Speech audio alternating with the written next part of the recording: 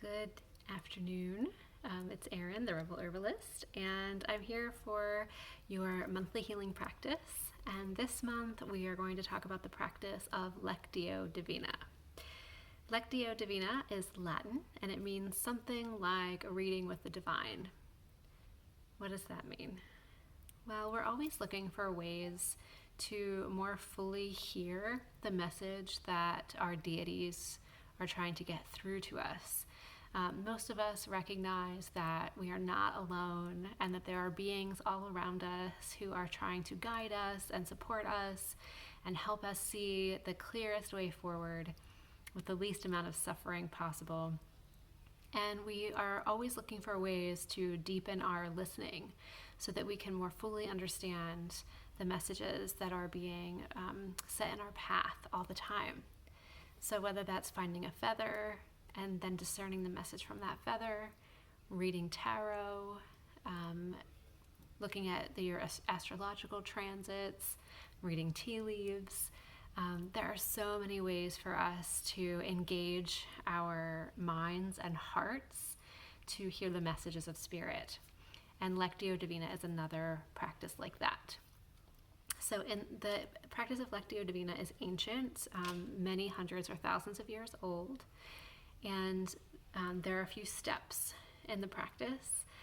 The first step is to read poetry or scripture.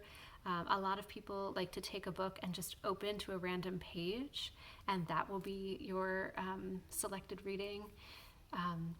That's another divination practice just by itself, opening to a random page in a book and seeing what message is there for you. So we read the scripture or the passage or the poem once out loud, slowly, just letting the words sink in.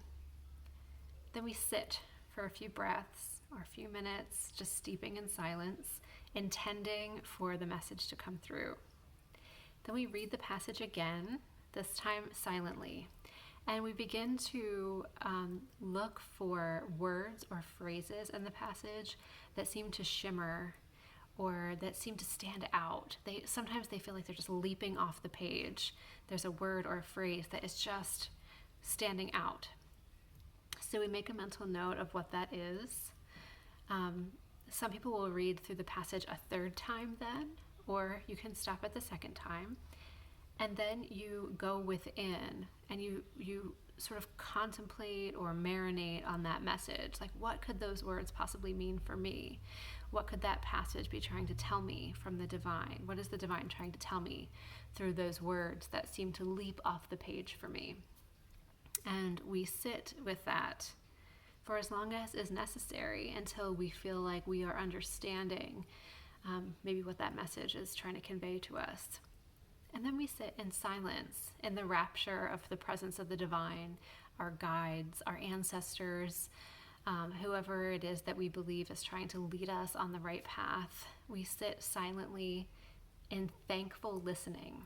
So we've done the work of our mind to try to understand what the message means, and now we sit silently to see if maybe something else wants to come through. Or maybe we're just bathed in the love of our deity, or maybe we're just bathed in memories of a loved one who's passed and wants to help us. So there's this sort of meditative quality to this stage of the process. And then the last thing is after our thankful listening, we say thank you and we listen. The last step is called incarnatio, or incarnating. So then we go out into the world with the fierce intent to incarnate this message that's been given to us by our spiritual team. So if the message was, it's time for you to get out of this damaging relationship, or if the message was, your dog is sick, or if the message is, have your blood pressure checked, or whatever message we were given through sacred listening, that message is not fully received, thankfully, unless we incarnate the message.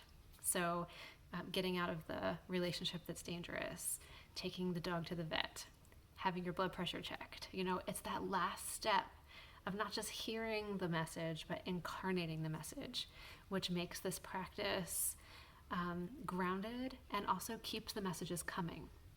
The more we listen to the messages that come through, the more messages come through. So that is the process of Lectio Divina. I encourage you to give it a try and let me know how it goes.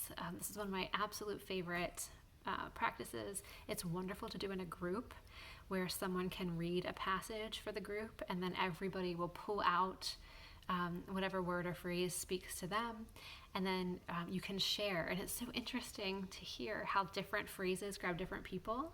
And often when we do things like this in circle, there's a weaving of people. People will hear the same message, and then they have a gift for each other too. So give it a try, and I can't wait to hear how it goes for you.